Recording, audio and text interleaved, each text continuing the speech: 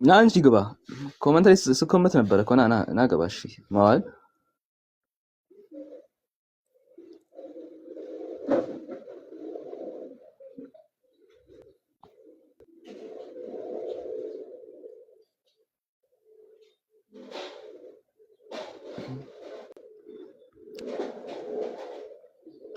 መዋል። እሺ ሌላ ክርስቲያን አለ? እኔ አላህን በዚህ መልክ አሳያችሁ አይደለ? ኦኬ አሳያችሁ። አሁን ያህዌን እስቲ ወደ ያህዌ ስንመጣ ምር ዋት ዘ ፖይንት? ያህዌ የሚባለው ንባቡ እንደማይታወቅ ታውቃላችሁ? በነገራችን ላይ ይሰማል? አዎ ይሰማል። ቀጥል ጀማል። በነገራችን ላይ የታሪክ ተመራማሪዎች ማለት ነው፣ የታሪክ ገለልተኛ የታሪክ ጸሐፍት ማለት ነው፣ ታሪክ ያጠኑ ሰዎች አላህ የሚለው ስም ማለት ነው ኤሎሂም ከሚለውም ስም ይቀድማል ብሎ ነው ያስቀመጡት። ያህዌ የሚለው ይታወቃል፣ ገና ዘጸአት ላይ ነው። ከዛ በፊት እና አብርሃም እና ይስሐቅ የማያውቁት ስም ነው፣ አንደኛ አባቶች የሚባሉት ማለት ነው።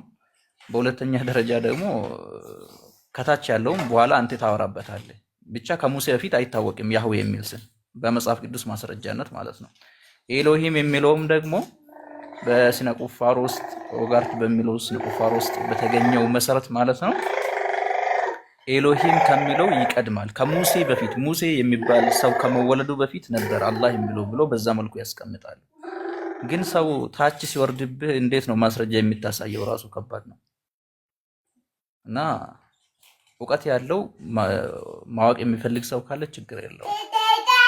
እስኪ ኤሎሂም የሚለው አላህ ከአላህ እንደሚቀድም ታሪካዊ ማስረጃ ያምጡኛ፣ እናመጣለን። ራሱ ማለት ነው። ቀጥል። መርሐባ። እሺ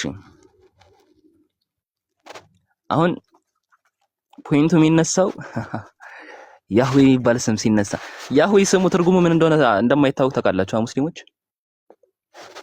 ስሙ አስለን ያህዌ የሚባለው ስም ትርጉሙ ምን እንደሆነ እንደማይታወቅ የአምላካችሁ ስም ትርጉሙ ካልታወቀ በፈጣሪ ንባቡም እንደ ያህዌ ተብሎ በትክክል እንደማይነብ ታውቃላችሁ? ያሃዋሃ ነው የሚለው ዳይሬክት በቃ እንደዛ ነው የሚያነቡት። ያሃዋሃ ያሃዋሃ አራቱ ፊደል ያሃዋሃ ብሎ የሚያነቡት በትክክል ሲነበብ ጨቡዴ ይሁን ጫላ ይሁን በትክክል የሚያውቁት ነገር የለም። የአምላኩን ስም ያላወቀ ህዝብ እንዴት ነው እኔ መጽሐፉን ይጠብቁ ይሰጠኛል ብዬ ማሰበው? የአምላኩን ስም ያልጠበቀ ህዝብ እንዴ የአምላኩን ህዝብ የአምላኬን ስም ረሳው የሚል ህዝብ እንዴት ነው እኔ መጽሐፉን ጽፎ ሰጥቶኛል ብዬ ማምነው? ይቀልዳሉ እንዴ? ንባቡን በትክክል አታውቁትም፣ ትርጉሙንም አታውቁትም። የአምላክ ስም ትርጉሙ ካልታወቀ እንዴ ነችና ምን ማለት ነው? አላህ ምናምን ብላችሁ ትመጣላችሁ፣ አታፍሩም እንዴ እናንተ? እስቲ ግቡ እስቲ ክርስቲያኖች ገስት ላይ ክርስቲያን የአምላኩን ህዝብ ስሙን አያውቁም። ሲጀምር የአምላኩን ስም አያውቅም። ከአምላክ ጋር ችግር አለባችሁ እናንተ። እዛ ከታች የሆነ ሌላ ደረጃ ጉዳይ ላይ አተኩሩ እናንተ።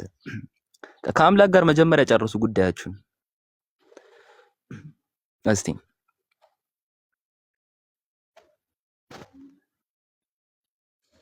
እግዚአብሔር እንትን ነው ከቦሌ ማያልፍ ነው። እዚህ ከቦሌ ኤርፖርት አታሳልፉትም። ነገር ግን የአምላክ የተጸውዖ ስም ደግሞ ተብሎ የሚታመን ነገር አለ። አኒ ያህዌ ሁሼሚ ብሎ ተናግሯል። ኢሳይያስ ምዕራፍ 42 ቁጥር 8 ላይ እኔ እግዚአብሔር ነኝ ስሜም ይህ ነው ብሎ አስቀምጧል። በዘካርያስ ምዕራፍ 14 ቁጥር 9 ላይ ምንድነው ሴት የተደረገው ነገር ምንድነው? እግዚአብሔር አንድ ስሙም አንድ ይሆናል ብሎ ተቀምጧል። እና አብርሃም ኢብኑ ዕዝራ እግዚአብሔር አንድ ስሙም አንድ ይሆናል የሚለውን ቴክስት ያብራሩ ስለተጸውዖ ስሙ እያወራ ነው። ስለዚህ እግዚአብሔር አንድ ስሙም አንድ ይሆናል ማለት የእግዚአብሔር የተጸውዖ ስም አለው። ሌሎች ስሞች ሊኖሩ ይችላሉ እና አዶናይ ምናምን የምትሉት ነገር እንዳለ ዝም ብሎ የባህሪ ስም ሊሰጥ ይችላል። የተጸውዖ ስሙ ወይም ደግሞ ይሄ ኮመን የሆኑ ስሞች አሉ። ከኮመን ስሞች ውስጥ የተጸውዖ ስሙ ግን ለእግዚአብሔር ያህዌ የሚለው ነው። ኦኬ። ስለዚህ የተጸውዖ ስሙ ያህዌ ብላችሁ ስመጡ አይ ሲጀመር ያህዌ አይደለም። ያህዌ ሳነባነቡ ራሱ ያህዌ አይደለም። እሺ ትርጉሙንም ማናቀውም ጠፍቶብናል ትንሽ ያው እና እንደዚህ ብላችሁ ይነገራል። እሱም ያው ትንሽ ጠጋ ብሎ ለቴዎሎጂ እንዲመቸን አድርገን ያመጣ ነው። ወላሂ ቃል በቃል እንደዚህ ብሎ ተናግሯል። ንባቡ አይታወቅም፣ ትርጉሙ አይታወቅም። የሰጠናቸው አንዳንድ ትርጉሞች ደግሞ ለቴዎሎጂ እንዲመቸን ነው ብለው ቃል በቃል አስቀምጠዋል። ምሁራን ከክርስትና እድሜ የሚበልጡ ምሁራን ለጠቅስላችሁ ይችላሉ። እሺ ማስረጃ ከፈለጋችሁ ከክርስትና እድሜ የሚበልጡ ምሁራን ጠቅስላችኋለሁ። አያሳስባችሁ። በቃ ኑ እዚህ ቤት ይኸው በጣም ብዙ ላሳያችሁ እችላለሁ። ማሳያ ላሳያችሁ። ማሳያ እስቲ ለምሳሌ እኔ ከ50 ዓመት በላይ በተጻፈ መጽሐፍ ማስረጃ ላሳያችሁ። ለምሳሌ ሌሎቻችሁ ማስረጃ እንዲሆናችሁ። እሺ አሁን አንድ ክርስቲያን ይግባና ከዛ እንሞክርበትና ካልመጡ እናሳያቸዋለን። ከክርስትና እድሜ ይበልጣሉ ነው የምላችሁ መጠቅሳቸው ምሁራን ብዛት በቃ ከነ በታምር ከአምላክ ጋር መሰረታዊ ችግራችሁን እንትን ወር ጨርሱና ነው ቀጣይ ፖይንት ላይ የምትሄዱት። ኧረ በፈጣሪ ሲቀጥል ለምሳሌ አሁን በብሉይ ኪዳን ትርጉሙም ባይታወቅም ፊደል ብቻ ነበራ። ቴትራግራማተን የሚባለው ፊደል ብቻ ነው የነበረው። እንዴት እንደነበብ አይታወቅም፣ ትርጉሙም አይታወቅም፣ ኦሪጂኑም አይታወቅም። ሶስቱም መሰረታዊ የሆኑ ነገሮች አይታወቁምና አዲስ ኪዳን ላይ መጥቶ የአዲስ ኪዳን ጸሐፍት ደግሞ ከነጭራሹ ፊደሉንም አላስቀመጡም፣ አወጡ አይደል? ያህዌ የሚላል አዲስ ኪዳን ላይ በግሪክ የተጻፉ በኮይነ ግሪክ ላይ አረ የለም አዳዲስ ስሞች ለፈጣሪ ፈጥሮ ቁጭ አደረጉ ማለት ነው። አባት ምናምን የሚለው አይነት እንጂ የነቢያት አምላክን የሚጠሩበት ስም በአዲስ ኪዳን ውስጥ ከነጭራሹ የለም። እነ ሙሴ ሲጠቀሙበት የነበረው እና አብርሃም ሲጠቀሙበት የነበረው አዲስ ኪዳን ላይ የለም። የግሪክ ጣዖት አምላኪያን የሚጠቀሙት ስሞች ናቸው እዛ ላይ እንዳለ ያስገቡት። ሴኦስ ምናምን የሚሉት እነዚህ ጣዖታውያን የሚጠቀሙት ስም ነው እንጂ የሆነ የአምላክ ስም አይደለም። ኢየሱስ ይሄንን ተጠቅሞታል። የአዲስ ኪዳን ላይ አዲስ ኪዳን እንዳለ የተጻፉ በግሪክ ነው 27ቱም ማለት ነው። እና አዲስ ኪዳን ላይ ከነጭራሹ የአምላክ ስም የለም አለ የሚል ሰው ካለ እስከ ግሪክ ያሳየን። እነ ሙሴ እና አብርሃም እና ኢሳይያስ የተጠቀሙትን የአምላክን ስም ከአዲስ ኪዳን ያሳየን እስኪ። ቀጥል አህመድ። እንትን ነው በክርስትና ላይ ቆሞ እስልምና ላይ ጥያቄ ማንሳት በመስታወት የታጠረ ቤት ውስጥ ሆኖ ድንጋይ እንደመወርወር ይመሰላል ይላሉ ውጭ ያሉ ስኮላሮች። ማለት አንድ መስታወት የታጠረ ቤት ውስጥ ሆኖ ድንጋይ የሚወረውር ሰው ኦኬ ጥሩ ዳሜጅ አለ ምናምን እሺ፣ ድንጋዩ ግን ወደሱ የተወረወረ ሰዓት በቃ የዛ ሰው በቃ የተዘጋው ዶሴ ላይ ነው የሚተረከው። ስለዛ ሰውዬ አለቀ፣ ይሞታል። ልክ እንደዛ ነው ክርስትና የቆማችሁ። እሺ ወርውሩ ድንጋይ። ድንጋዩ ግን ወደ እናንተ ሲወረወር ግን በቃ ክርስትና የለም። ክርስትና የተዘጋው ዶሴ ላይ ነው የምታገኙት። ግብአተ መሬቱ የሚፈጸመው እዚህ ቲክቶክ ላይ ነው። በቃ የለም አለ የክርስትና ታሪክ ያልቃል ማለት ነው። እሺ ይገባ ክርስቲያን አለ እስቲ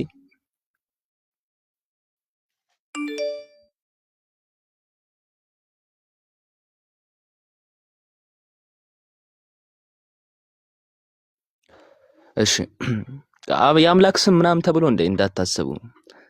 አምላክ አንድ ነው ምናምን እንደዚህ አይነት እንዳታስቡ። ስቅለት ምናምን እንዳታስቡ። ስላሴ መሰረታዊ ነገር ሳንጨርስ ምን ይሉናል መተው አሁን በ3 ድንጋይ ለጸዳዳ በ4 ድንጋይ ለጸዳዳ።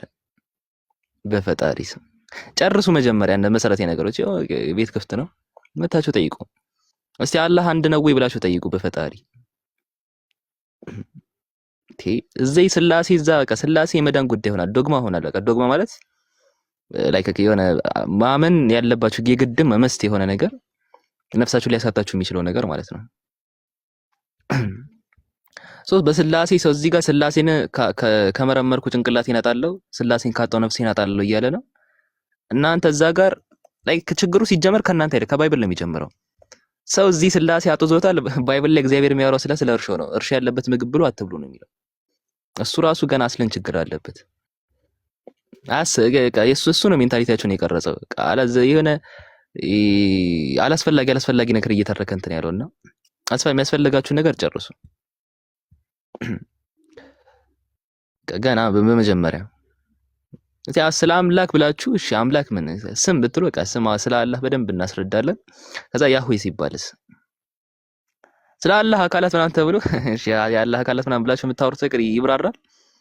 ከዛ መጽሐፈ ሚላድ ዘወራ ምናምን ግንቦት ላይ ምናምን ስትመጡ ደግሞ መልክዓ ስላሴ ላይ ምናምን ስትመጡ ደግሞ ሌላ አለ። እሺ እስኪ ስለ አላህ አንድነት ብሎ የሚደፍር አለ በፈጣሪ? ስለ ስቅለት በስነ ስርዓት ስቅለት መች ነው ማን ነው ፕሩቭ የሚያደርገው?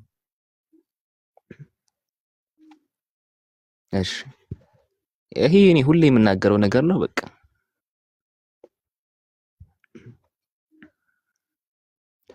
ኦኬ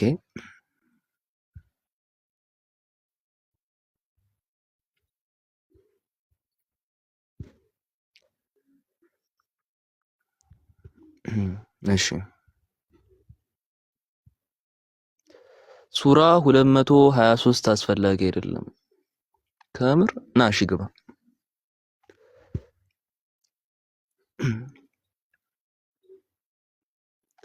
ያህዌ የአብርሃም የይስሐቅ የያዕቆብ አምላክ ያለና የሚኖር ከምር ና እሺ ና ግባ። ኢንቫይት እያደረኳችሁ ነው። ለምረም አትቀበሉት?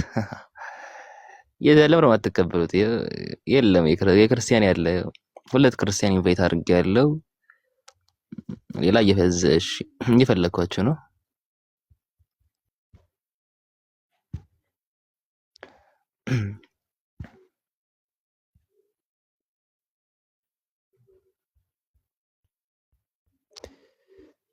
እሺ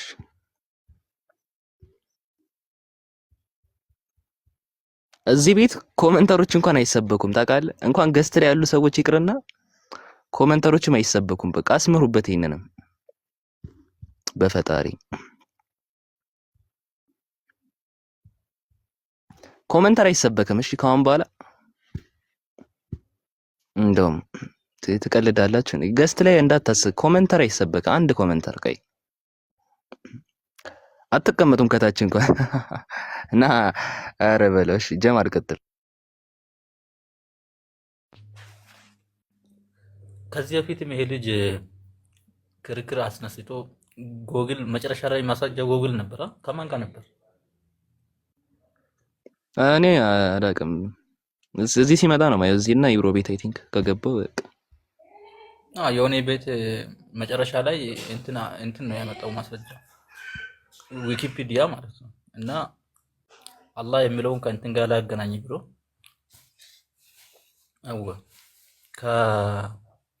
ከጨረቃ አምላክ ጋር በነገራችን ላይ እሱ ነገር ላይ ተመልሶ ቢያወራ ጥሩ ነበር። ወደ ታች ቢያነብ ከያህዌ ጋር ነው የሚገናኘው። አላህ ተብሎም አይነበብም ራሱ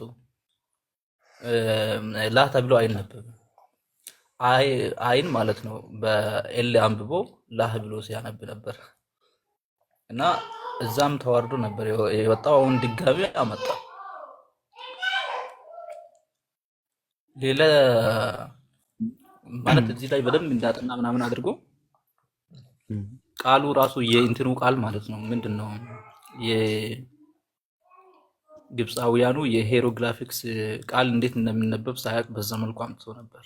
ግላ ተብሎ ሳይሆን የሚነበበው ያ ተብሎ ነው የሚነበበው።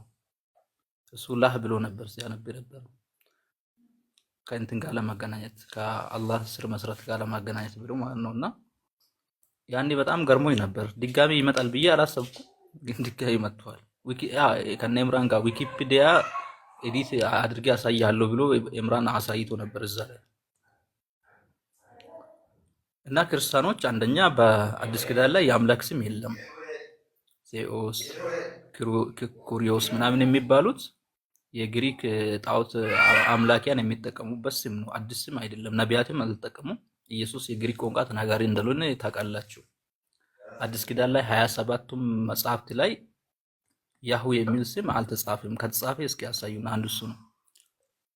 ሁለተኛ ደግሞ በአማርኛ መጽሐፍ ቅዱስ ላይም የአምላክ ስም የለም። አምላክ የሚለው ያው ስም አይደለም። እግዚአብሔር የሚለው ደግሞ ማን እንዳወጣለት አይታወቅም። የግዕዝ ቋንቋ ነው። ማን ለአምላክ እንደሰጠ አይታወቅም። እግዚአብሔር የሚለውን ስም የተጠቀመ ነብይ የለም። ቢያንስ እኛ ማለት ነው በቃ ሌሎች ሰዎች አይጠቀሙ። ነብዩ መሐመድ ለመጠቀማቸው አርኪኦሎጂካል ማስረጃ ሳይቀር አለ። ነብዩ ሰለላሁ ዐለይሂ ወሰለም በዘመናቸው የጻፉት ደብዳቤዎቻቸው ጭምር እስከ ዛሬ ድረስ በእጃችን ላይ ይገኛል። ነገር ግን ይሄንን እነ ሙሴ መጠቀማቸው አርኪኦሎጂካል ማስረጃ የለም። ራሱ ያህዌ የሚለውንም ኤሎሂም የሚለውን ቀጥታ አታገኘውም። ከዛ በኋላ የመጡ ጽሁፎችን ነው መስረት አድርገህ የሚታወራውና ከአላህ ጋር ለማወዳደር ባትሉ ጥሩ ነው። የማያዋጣችሁ ነገር ውስጥ ገብታችሁ ከምትጨቃጨቁት ከዛ ይልቅ ኮንሰፕቶቹ ላይ ብታወሩ ጥሩ ነው። እውቀት ያላቸው ምሁራን በዚህ ነገር ላይ አያወሩም። ምክንያቱም ነቢዩ መሐመድ ሰለላሁ ዐለይሂ ወሰለም አንደኛ አዲስ አምላክ አይደለም የሰበኩት፣ ወኢላሁና ወኢላሁኩም ዋሂድ ነው።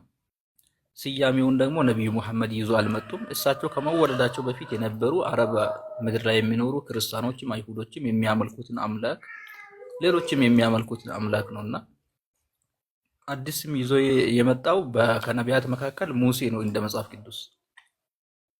እሱ ራሱ አንድ ነቢይ መሆኑ ከተረጋገጠ አዲስ ስም ይዞ ቢመጣ ችግር አለው ወይ? አህመድ እኔ ያልገባኝ ችግር አለው አህመድ? አዲስ ስም ቢሆን ምን ችግር አለው? ነቢይ እስከሆነ ድረስ ከሙሴ በፊት እኮ አንድ ፕሩቭ የሚያደርግ የለም ያህዌን የተጠቀመ አካል እንደነበር። አይ ሲጀመር መጽሐፉ እኮ አይታወቅም ብለዋል፣ አስቀምጧል እኮ ዘጸአት ላይ ከሙሴ በፊት አባቶች አያውቁትም፣ አዲስ ነው የገለጽኩልህ ብሎ ለሙሴ ተናግሯል አይደል? ያ ማለት አንድ ነቢይ አዲስ ስም ይዞ ሊመጣ ይችላል ማለት ነው። ነቢዩ መሐመድ ነው ይዞ የመጡት ቢባል ራሱ ችግር የለውም በራሱ ከነቢዩ መሐመድ ባይታወቅ በስም ደረጃ ማለት ነው። ስለ ማንነት ከሆነ አላህ ማን ነው ከተባለ ረቡል ዓለሚን ነው፣ የዓለማት ጌታ ነው። የዓለማት ጌታ ዓለምን የፈጠረው ፈጣሪ ከነቢዩ መሐመድ በፊት አልነበረም ከተባለ ጥሩ ነው። እንደዛ ያስከዳል። ዓለምን የፈጠረው ፈጣሪ ከነቢዩ መሐመድ በፊት አልነበረም ካላችሁ እንደዛ መማገድ ትችላላችሁ፣ የተስተውላችሁ። አይ ስሙ ነው አላህ የሚለው ስም አልነበረም ካላችሁም አያስከዳችሁም። ግን ቢሆን ራሱ ችግር የለውም ነው ቢሆን ራሱ። ምክንያቱም አምላክ አንደኛ ብዙ ስሞች አሉት። ለተለያየ ነቢያት የተለያየ ስሞችን ሊገልጥላቸው ይችላል። ምሳሌ ከመጽሐፋችሁ ሙሴን ኤሎሂም የሚለውን አብርሃም የማያውቀውን ስም ነግሮታል። ያ ማለት ሙሴ ሐሰተኛ ነቢይን አያደርገውም፣ ወይም ከሙሴ በፊት የነበሩትን ኤሎሂም ምንድነው ያህዌ የሚለውን የማያውቁትን እና አብርሃምን እና ይስሐቅን ሐሰተኞች አያደርግም። እና ነገሮችን ሲያመጡ ራሱ ሎጂኩን ራሱ ሳያስቡ ነው የሚያመጡት እነሱ ጋር ያለውን ነገር። ክርስቲያኖች ገብቷል መሰለኝ። ይቀጥላል። እሺ ዮናታን ስራ አለን ቅድም ባልከው ላይ ምንድን ነው ማስረጃ? እስቲ አንድ የአይሁዳውያን ማስረጃ ጥቀስልኝ እንደተቀየረ ማለት ነው። እሱ ጋር እመለስበታለሁ። ጥያቄ አይ ብዙ ጠይቁ ስላልከን የገባ ነው። ገባ በርዕሱ ላይ ነው አንተ መጠየቃችን የገባሁት ለዛ ነው። ገባ ኑ ምናምን አንተ መጠየቃችን እኛ ጥያቄ አለ። አይ ኑ ክርስቲያኖች እና ላብራራላችሁ ስትለን ስለነበረ መጣ። አንተ መጠየቃችን ለምሳሌ እኛ ጥያቄ አለ። የመጣሁበትን ነገርኩህ ነው ካልኩት የመጣሁት ከታች ሲሰማክ ኑ ምናምን ስላልከኝ አንተ መጠየቅ ትችላለህ። ይሳችል ብራዘር እኔ የመጣሁት ለጠይቀህ ነው። በቃ ባወራኸው ነገር ላይ ጥያቄ ስላለኝ ነው የገባሁት እኮ። አሁን እሱ ጋር እንመጣለን። አትሽክ ይጥልልህ እኮ ጋር እኛ ጥያቄ ማስተናገር ይችላል። ይሳችል አይ የገባሁት እኔ ሀሳብ ላይ ለማውራት ነው እኮ።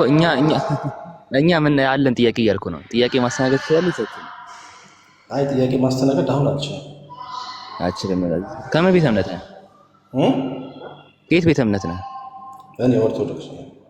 ኦኬ እሺ፣ ኦርቶዶክስ ነህ ዳይሬክትሊ። ታዲያ ለምን ነው የማትጠይቀው እምነት ላይ? ምንም ችግር የለም። በጊዜውና በሰዓቱ ቤቴ ስትመጣ ትጠይቀኛለህ። አሁን ለምን ነው የማትጠይቀው? አሁን የገባሁት ደግሞ ባወራው ሀሳብ ላይ እኮ ያወራሁት ሀሳብ ነው። ችግር የለም። አንተ እሱ ባወራው ሀሳብ ላይ እነግርሃለሁ። እኔ በጣም ብዙ ማስረጃ በቃ እሱ ላይ ለማውራት አንተ ለምን ነው የማትጠይቀው? ኦኬ ብራዘር አመሰግናለሁ። ማለት ብዙ ስታወራ ስለነበረ ነው የገባሁት። አይ አሁን አንተ ለምን ነው የማትጠይቀው?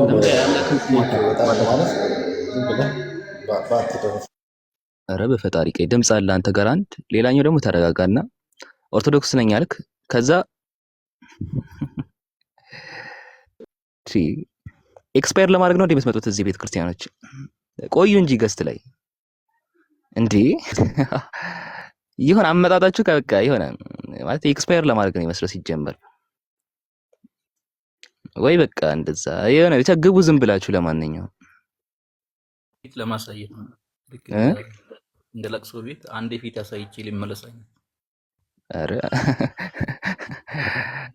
ፊቴን አሳይቼ እንዲሁ ለወጉ ነገር። እሺ አላህ ሌላ ክርስቲያን አለ?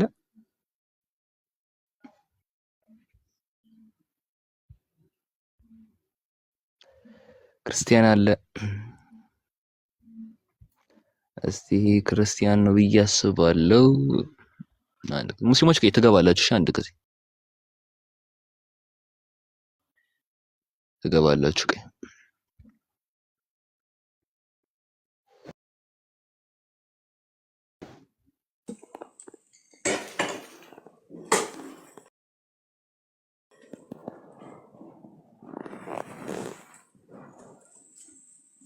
ኤሊ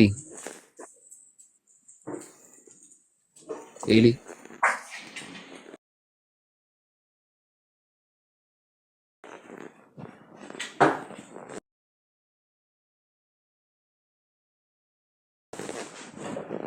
ኤሊ አለ።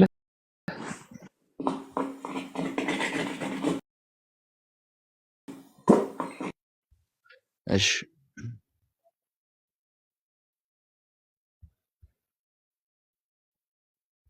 ሌላ ክርስቲያን አለ? እሺ በቃ ጀማል ቀጥል እስቲ የሆነ ፖይንት አንተ።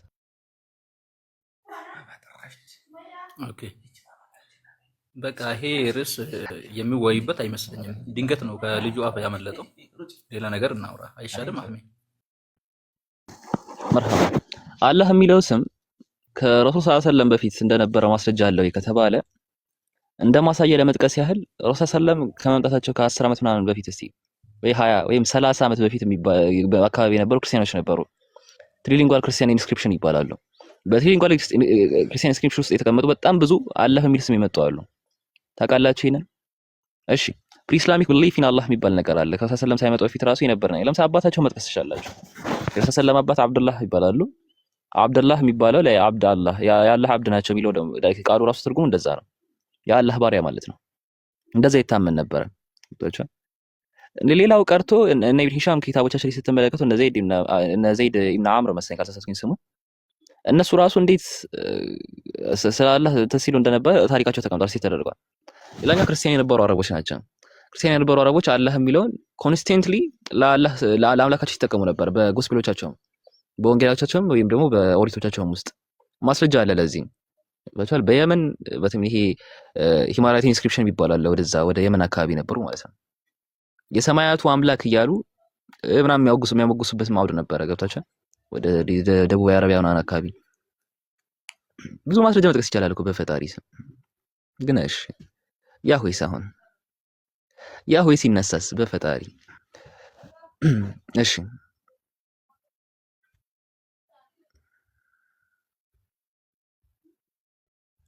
አረ ክርስቲያን ያለ በፈጣሪ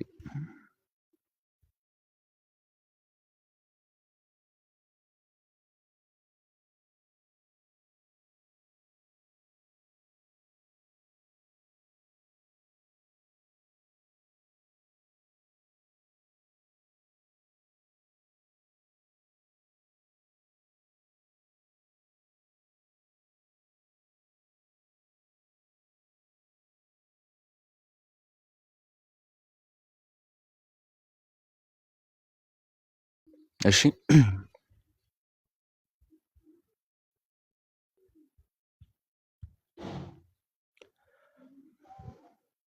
ዘራ መድኃኒቱ ነው። እስቲ አለ የት አለ ናገባ ዘራ የት አለ? የት አለ ዘራ? ርቋል መሰለኝ ከኮመተ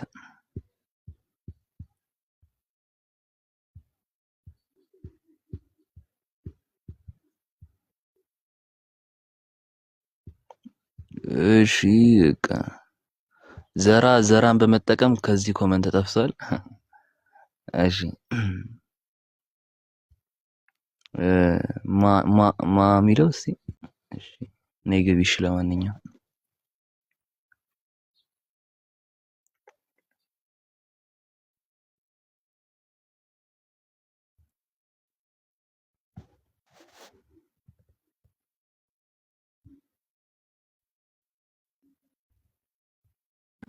እሰማለሁ ጋይስ ይሰማል።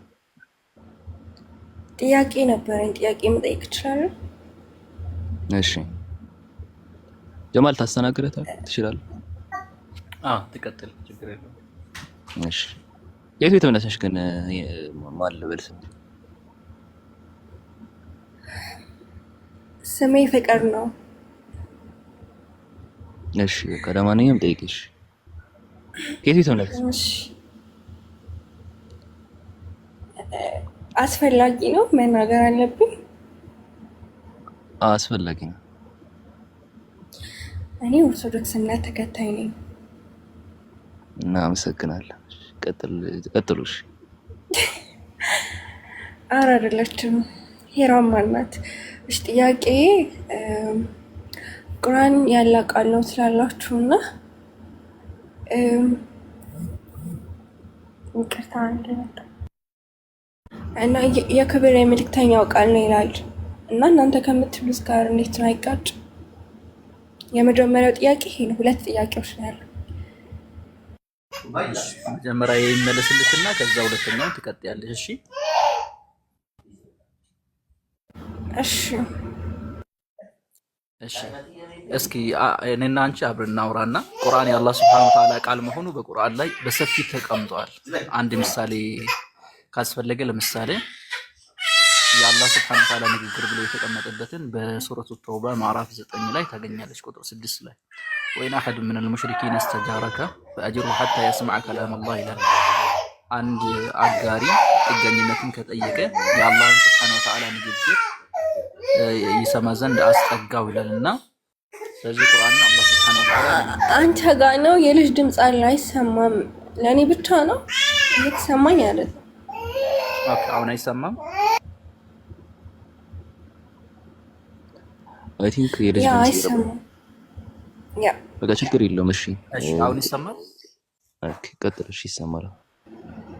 ያ ይሰማል። እና ባጭሩ ምንድነው ቁርአን የአላህ Subhanahu Wa Ta'ala ንግግር እንደሆነ ከአላህ Subhanahu Wa Ta'ala ዘንድ የወረደ እንደሆነ በግልጽ ተቀምጧል ማለት ነው። ማስረጃዎች በቁርአን ላይ አሉ። እሺ ጥያቄ ልጠይቅሽ፣ መልእክተኛ ማለት ምን ማለት ነው? መልእክተኛ ማለት የተላከ ማለት ነው። ምን ይዞ ነው የሚላከው? መልእክት የሚያደርስ በጣም ስለዚህ ቁርአን የመልእክተኛ ቃል ነው ሲባል አድራሹ ነው ማለት ነው። ተመልከች፣ ለምሳሌ ቁርአን የጅብሪል ቃል ነው ወይም ደግሞ የነብዩ መሐመድ ቃል ነው አልተባለም። መልእክተኛ ነው የተባለው። መልእክተኛ የተባለበት ምክንያት ምንድነው ከተባለ መልእክቱን ስለሚያደርስ ማለት ነው። ያ ማለት ነው ትርጉሙ አድራሽ ማለት ነው። ለምሳሌ እኔ አህመድን የሆነ ቃል ነግሬ ለፍቅር አድርስለት ብዬ አህመድን ብልክ አህመድ እንዲህ አለኝ ብለሽ ትናገራለሽ። ቃሉ ግን መሰረቱ የማን ነው? የኔ የጀማል ነው።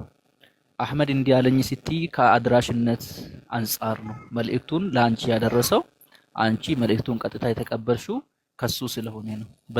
ለዛ ነው አላህ Subhanahu Wa Ta'ala ቁርአን የመልእክተኛ ቃል ነው ሲባል አስተላላፊ ነው። መልእክቱን ያደረሰው ተላኪ ማለት ነው።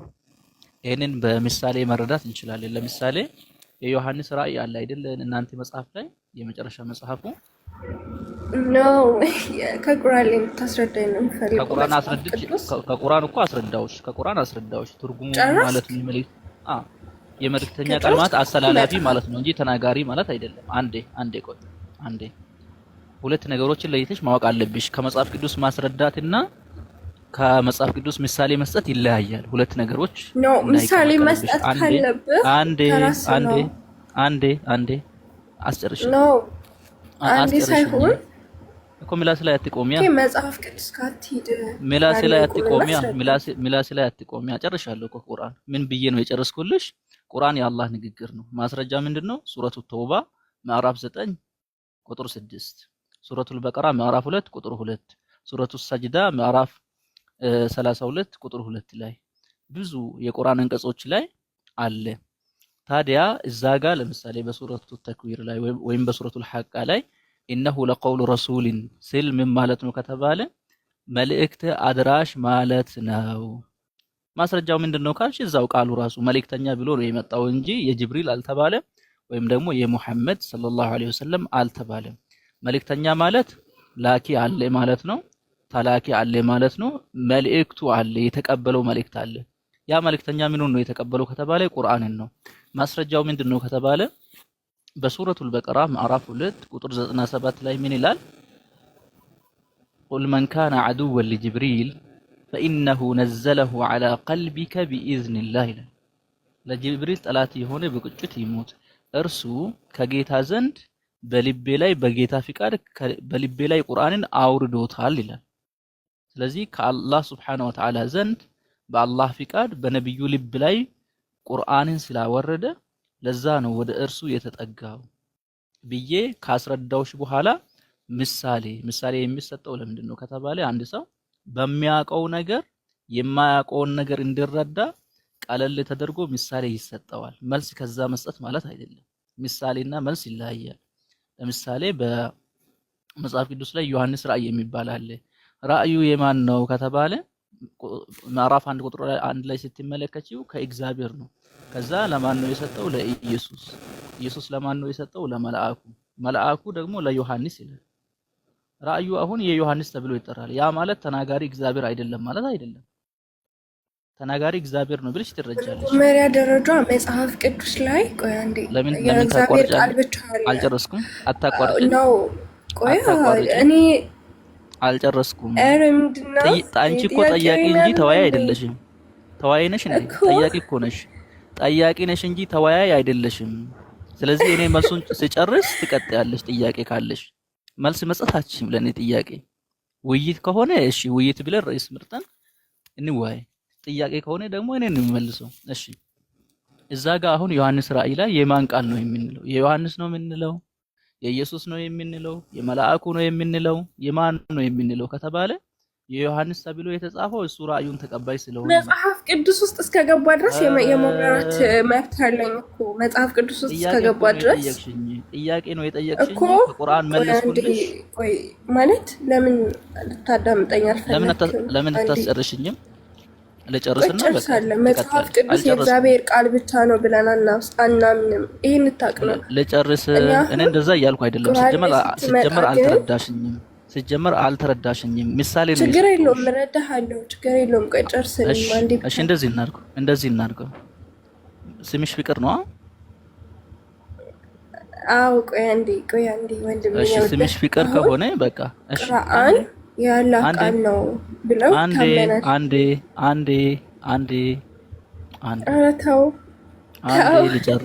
አንዴ ልጨርስ። እሺ አመሰግናለሁ። ከቁርአን መለስኩልሽ እኮ። ምን ብዬ ነው የመለስኩልሽ? የመልእክተኛ ቃል የተባለው አድራሽ ስለሆነ ነው። አለቀ። 4 ነጥብ። ማስረጃ ሰጠሁሽ? አዎ እዛው ከቁርአን ማስረጃ ሰጥቼሻለሁ። ሁለተኛ ደግሞ አውዱ ራሱ ብትረጂው መልእክተኛ ነው የሚለው። መልእክተኛ ማለት ምን ማለት ነው ብዬ ስጠይቅሽ መልእክት የሚያደርስ ማለት ነው አልሽ። የሚያደርሰው መልእክት ምንድነው? እሱ መልሽልኝ። ምንድነው የሚያደርሰው መልእክት? የሚያደርሰው መልእክት የተሰጠው የተነገረውን ነገር ያደርሳል። ማን ነው የነገረው? ከማን የሚላከው? ከተላኪው። እዛ አውዱ ላይ አንቺ ከጠየቅሽው ኖ እዛ ቁርአን ላይ መልእክተኛ ተብሎ የተጠቀሰው ማን ነው? ከመልእክተኛው የተላከ የሚል የለም። ሱራ 81:19 ላይ የእሱ ቃል ነው የሚለው። ከፈጣሪ የተሰጠው ምናምን ነገር አይደለም። እሱን አልጠየቅኩሽም። የመልእክተኛው ቃል ነው ይላል። መልእክተኛው ደግሞ ምንድን ነው? መልእክተኛው አዳምጪኝ። ለምን ያንተን ብቻ እንድመልስ ትፈልጋለህ? እኔ የተጻፈውን ነው ያነበብኩ። ቆይ አዳምጪኝ። አዳምጪኝ። ኢነሁ ለቀውሉ ረሱሊን ከሪም ይላል አይደል? ረሱል የተባለው ማን ነው? እዚህ ጋር 81 ላይ ረሱል የተባለው ወይም መልእክተኛ የተባለው ማን ነው? መልሽልኝ። እኔ እንጃ አላውቅም። መልእክተኛው ነው። ማን ነው እሱ? ያው ጅብሪልም ሊሆን ይችላል። በግምት ነው። መሐመድም ሊሆን ይችላል። በግምት ነው። ስለጠየከኝ ማለት ያ ግምት ነው። እኔም ባቅ ነው እኮ አልጠይቅህም ነበር። የማያውቅ ሰው ከጠየቀ አይከራከርም። አንዴ በቃ ችግር የለውም። የማያውቅ ሰው ይጠይቃል እንጂ አይከራከርም። እዚህ ላይ መልእክተኛ ተብለዋል። እሺ መልእክተኛ አለ፣ ጅብሪል ነው እንውሰድ። ላኪው ማን ነው? ጅብሪል ማን ነው የላከው? ትጠይቀኛለህ፣ ስመልስልህ። ቆይ አንዴ ትለኛለህ። ማለሽ እሺ መልእክተኛው ጅብሪል ማን ነው የላከው? ጅብሪልን ያው በእናንተ አስተምህሮ ጅብሪልን የላከው ብላችሁ የምታምኑት አላህ ነው በምን መልእክት ነው የላከው? ማለት በምን መልእክት? መልእክተኛ ሲባል መልእክት ይዞ የሚመጣ ነውና የተሰጠው መልእክት ምንድን ነው? ለምን የተጻፈው ላታነብ? የሱ አሁን ምሳሌ መልእክተኛ የተባለው ተጽፏል እኮ ተጽፏል። መልእክተኛ ስል ይሄ ሁሉ በውስጡ ተጽፏል። መልእክተኛ ስል እኮ ለምሳሌ መልእክተኛው እኮ አላህ የላከው መልእክት ነው። በዛው እንጨርስ። መልእክተኛ የሚለው ቃል የሚያሳየው ላኪ አለ፣ ተላኪ አለ፣ መልእክት አለ። እነዚህ ሶስት ነገሮች መልእክተኛ ከሚለው ጋር የተያዙ ናቸው። ግዴታ ነው። አይላቀም። ታግቻለሁ እንዴ ሐሳቤ ልጨርስ። ይሄ እኮ እነዚህ ሶስቱ ነው ችግር። እንደዛ አይደለም። የመታፈን ስሜት አይደለም። ጥያቄ ነው የጠየቅሽው። እየተጠያየቅን ነው ያለ ነው። ምንድነው መልእክተኛ የሚል ቃል ከመጣ ሶስት ነገሮች አይላቀቁም። አንደኛ ላኪ አለ፣ ሁለተኛ ተላኪ አለ፣ ሶስተኛ ደግሞ መልእክት አለ። እነዚህ ሶስት ነገር ግዴታ ነው። መልእክተኛ ከሚለው ቃል ጋር ይመጣል። ለምሳሌ ዶክተር ሲቲ ምኑን ትረጃለሽ? ከዛ ሕክምና የተማረ የሚለውን ትረጃለሽ፣ የጤና ከሆነ ማለት ነው። አስተማሪ የሚለው ቃል ከመጣ ልጆችን የሚያስተምር ብለሽ ወይም ሰውን የሚያስተምር ብለሽ ትረጃለሽ። መልእክተኛ አለ። ላኪ ማን ነው የሚል ቃል ጥያቄ ይመጣል አብሮ። ተላኪ ማን ነው የሚለው አብሮ ይመጣል። መልእክተኛ በሚለው ቃል ብቻ መልእክቱ ምንድነው የሰጠው የሚለው ይመጣል። ስለዚህ ከዚህ እዚህ ላይ የተጠየቅነውን ጥያቄ ከየት ነው የምናገኘው ከተባለ ከሌሎች የቁርአን አውድ ላይ እናገኛለን። ኢነሁ ለቀውሉ ረሱሊን ከሪም የሚል ላኪ አላህ ነው። መልእክተኛ የተባለው 81 ላይ ጅብሪል ነው። መልእክቱ የተባለው ደግሞ ቁርአን ነው። ከማን ነው የተቀበለው? ከአላህ ነው። የጅብሪል ቢሆን ኖሮ መልእክተኛ አይባልም፣ የራሱ ንግግር ስለሆነ። ስለዚህ ኢነሁ ለቀውሉ ረሱሊን ከሪም የተባለበት ምክንያት ምንድነው?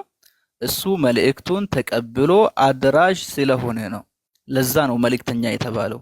ካልሆነማ የሱ ንግግር ከሆነ መልእክተኛ ለምን ይባላል? እኔ የራስን ንግግር እየተናገርኩ መልእክተኛ ተብዬ አልጠራም። መልእክተኛ ለመባል የግድ እሱ የተናገረው የሱ መሆን የለበትም። የሱ ከሆነ መልእክተኛ አይባልም። ስለዚህ መልእክተኛ የሚለውን ቃል ትርጉሙን አልተረዳሽም። መልእክተኛ የሚለውን ቃል ከተረዳሽ ይሄ ጥያቄ በጭራሽ አትጠይቅም። ነውር ነው ሲጀመር። መልእክተኛ ነው ካልሽ በኋላ የሱ ንግግር ነው አይባልም። እርስ በርስ የሚቃረን ጥያቄ ነው የሚሆነው። ጨርሰናል። ሌላ ጥያቄ ካለሽ ቀጥይ። እሺ እዚህ ላይ አንዴ ብቻ ልጠይቅና ከዛ ወደ ሌላ ጥያቄ እገባለሁ። አንቺ ስምሽ ብቻ ነው ፍቅር። አንድ ጊዜ እዚህ ጋር አንድ ሀሳብ ልጨምርልሽና ኢነሁ ለቀውሉ ረሱሊን ከሪም ይላል። ቀውል የሚባለው ነገር አንድ የሚመጣበት አውድ ምንድነው? ሰምቶ ማስተላለፍን ነው። እሺ ሰምቶ ከማስተላለፍ አውድ አንፃር ነው። ቀደም ደግሞ በባይብል ሲያስረዳሽ የነበረው ለዛ ነው፣ እንድትረጂ ነው በይበልጥ። ለምሳሌ ካየሹ እዛ የኦሪቶች ውስጥ የሙሴ ሕግ ይባልና ህጋቱ፣ ከዛ ደግሞ መጥቶ ደግሞ አይደለም የእግዚአብሔር ሕግ ይባልና ወደ መልኪያስ ነው ምናምን ስትሄጂ ደግሞ የሙሴ ሕግ ብሎ ደግሞ ይገልጸዋል። የተባለበት ምክንያት ምንድነው? ህጉ የተሰጠውን አካል ለማመልከት እንደመጣ ሁሉ አምላካችን አላህ ቁርአኑን ለጅብሪል እንደሰጠው ለማመልከት ኢነሁ ለቀውሉ ረሱሊን ከሪም ብሎ በምዕራፍ 80 ቁጥር 9 ላይ እሴት እንደሚያደርገው ሁሉ ከጅብሪል ደግሞ መሐመድ መቀበሉን ደግሞ ለማሳየት በምዕራፍ 60 ምናምን ላይ ደግሞ በመሐመድ ኮንቴክስት ደግሞ ይመጣል። ሰላሰላ ገብቶሻል። ሰምቶ ማስተላለፍን ለማመልከት ነው። አንድም ኢነሁ ለቀውሉ ረሱሊን ከሪም ብሎ ይመጣ። ግን ከከላም አንፃር ወይም ደግሞ ከንግግር አንፃር ግን ማን ንግግር ነው ከተባለ ለምሳሌ ቅድም ጀማል እንደጠቀሰልሽ በሱረቱ ተውባ ምዕራፍ 6 ላይ የስማዓ ከላም አላህ ተብሎ ተገልጿል። የአላህን ቃል ይሰማ ዘንድ ተብሎ ተገልጿል። ስለ ሙሽሪኮች ሲያወራ ማለት ነው። የአላህ ከላም ምንድነው? ቁርአን ነው። ከቀውል አንፃር ግን ቀውሉ የጅብሪልም ሊሆን ይችላል የረሱል ሰለም ሊሆን ይችላል ማለት ነው። ከምን ሰምቶ ከማስተላለፍ አንፃር ማለት ነው። ወይም ደግሞ ተቀብሎ ከመስጠት አንፃር ተቀብሎ ከመስጠት አንፃር ከላሙ ኦሪጂናሊ የማን ነው ብለን ብናገር የአላህ ነው። ግን ከላሙን ከመቀበል አንፃር ግን ጅብሪል ተቀብሎታል። የጅብሪል ቀውል ነው። እሺ ከጅብሪል ማን ተቀብሎታል? ረሱል ሰለም ተቀብሎታል። የሙሐመድ ሰለም ቀውል ነው ማለት ነው። ሰምቶ ማስተላለፍን ደግሞ ያመለክታል ቀውል የሚለው ነገር። ኦሪጂናሊ ከላም በሚለው ግን ማንም አልተገለጸም። ለምን? ከላሙ የማን ስለሆነ የአላህ ነው። ይስማዕ ከላም አላህ ተብሎ የተገለጸው ለማን ብቻ? ለአላህ ብቻ ነው። ይስማዕ ከላም የማን ከላም? የአላህ ከላም ብለሽ ልትናገር የምትችይው ገባሽ? ይሄንን ደግሞ እንደ ምሳሌ ለማለት በጣም ብዙ መጥቀስ የምትችይው ነገር አለ። ይሄንን ለምሳሌ ለማሳየት ነው። እሺ ወደ ባይብል የገባውም ቅድም ያነ ከግምት ልታስገቢ ይገባል።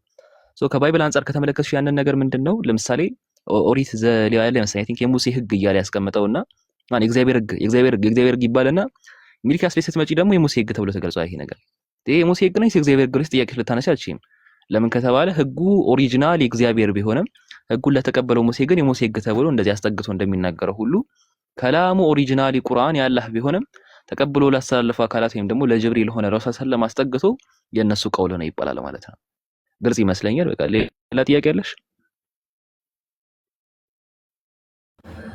አሁን ሌላ ጥያቄ አለኝ። አሁን ለምሳሌ እንትን ይላል ሱራ 39:12 ላይ የመጀመሪያው ሙስሊም እንደሆንኩ ታዘዝኩ ሲል ከዛ በፊት ሙስሊም እንዳልነበረ ያሳያልና እስኪ እሱ ላይ ትንሽ እሺ ጀማል ምን ትላለህ እስቲ? ከዛ በፊት ሙስሊም እንዳልነበረ አያሳይም ነው። ማስረጃ ምንድነው ከተባለ ከዛ በፊት ሙስሊም እንደነበረ ቁርአን ላይ ተገልጿል። ለምሳሌ አላህ Subhanahu Wa Ta'ala በሱረቱ አለ ኢምራን ምዕራፍ 3 ቁጥር 67 ላይ ምን ይላል? ማ ካነ ኢብራሂሙ የሁዲያን ወላ ነስራንያን ወላኪን ካነ ሐኒፈን ሙስሊማ ይላል። ወለም የኩን ሚነል ሙሽሪኪን ይላል። ኢብራሂም አይሁድም ክርስቲያንም አይደለም፣ ነገር ግን ወደ ቀጥተኛ መንገድ ያዘነበለ ሙስሊም ነበር ይላል። ስለዚህ ከነብዩ መሐመድ በፊት ኢብራሂም ወይም ነብዩላህ አብርሃም ነበሩ፣ ሙስሊም ነበሩ። ታዲያ በሱረቱ ዙመር ምዕራፍ 39:12 ላይ እኔ የመጀመሪያ ሙስሊም ይሆን ዘንድ ታዘዝኩ ማለት ምን ማለት ነው ከተባለ አንጻራዊ ይባላል። አንጻራዊነት ማለት ምን ማለት ነው? መጀመሪያ የሚለው ቃል ሁለት አይነት አለው። ከሱ በፊት ምንም የማይቀድም መጀመሪያ ከሆነ ኦድ አንጻር የተነገረው መጀመሪያ ተብሎ በሁለት ይከፈላል። አወሉን ንስቢና አወሉል ሙጥለቅ ተብሎ ማለት ነውና እዛ ላይ ነብዩ መሐመድ የመጀመሪያ ሙስሊም የተባሉት ከተላኩበት ህዝብ አንጻር ማህበረሰብ አንጻር ልክ ለምሳሌ ነብዩ መሐመድ ሰለላሁ ዐለይሂ ወሰለም መካ ላይ እስልምና መስበክ ሲጀምሩ እኔ ጋር ነው የተቋረጠው። አይሰማም? እኔ አህመድ ይሰማል። ኔትወርኳ ነው መሰለኝ። አለሽ አሁን አለሽ? አሁን ይሰማል። የሆነ ጊዜ ልጅ ተቋርጦ ነበር። ይሰማል አሁን። እሺ ቀጥል ጀማል። ምናልባት ካልሰማሽ አጠር አድርጌ ልድገምልሽ። ምንድነው ከነብዩ መሐመድ በፊት ሙስሊሞች ነበሩ ወይ ካልሽ፣ አው ነበሩ። ለምሳሌ ኢብራሂም ሙስሊም እንደነበረ ተገልጿል በሱረቱ አለ ኢምራን ላይ። ያዕቆብና ኢስሐቅም የያዕቆብ ልጆችም ሙስሊሞች እንደነበሩ ተገልጿል በሱረቱል በቀራ ላይ ማለት ነው። እስማኤልና ኢብራሂምም ሙስሊሞች እንደሆኑ ተገልጿል። ብዙ ነቢያቶች ከነብዩ መሐመድ በፊት የነበሩ ነቢያት ሙስሊሞች መሆናቸው ተገልጿል። ስለዚህ በሱረቱ ዙመር ምዕራፍ 39 ቁጥር 12 ላይ ከነብዩ መሐመድ በፊት ሙስሊም አለመኖሩን አያሳይም ነው። ታዲያ ከነብዩ መሐመድ በፊት ሙስሊም ከነበረ እዛ ጋር የመጀመሪያ ሙስሊም ይሆን ዘንድ ታዘዝኩ ማለት ምን ማለት ነው ከተባለ ሌላ ትርጉም አለው ማለት ነው። ትርጉሙ ምንድነው? አወል ወይም ደግሞ መጀመሪያ የሚለው ሁለት አይነት መጀመሪያነት አለ። የመጀመሪያ አንደኛ መጀመሪያነት ምንድነው? ከሱ በፊት ምንም ነገር ያልነበረው መጀመሪያ ሲሆን፣ ሁለተኛ ደግሞ አንጻራዊ መጀመሪያ ይባላል። አንጻራዊ መጀመሪያ ሲባል ምን ማለት ነው? የሆነ ማህበረሰብ አንጻር ወይም ደግሞ ከሆነ ቦታ አንጻር አንድ አካል የመጀመሪያ ሊባል ይችላል። ለምሳሌ ቁርአን የወረደው ወረደች መሰለኝ አህሜ አይደል?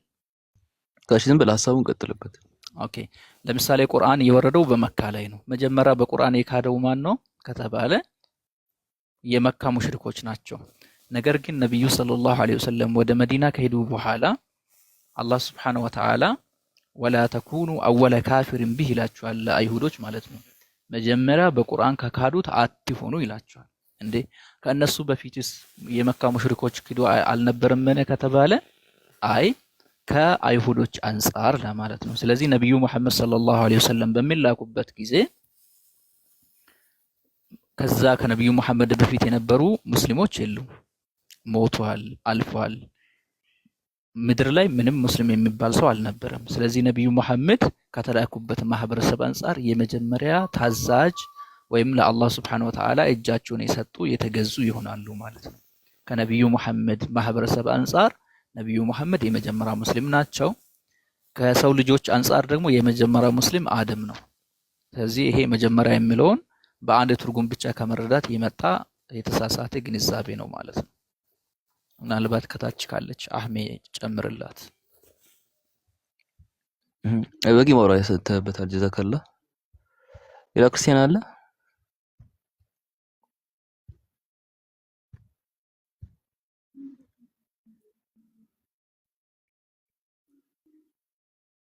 እሺ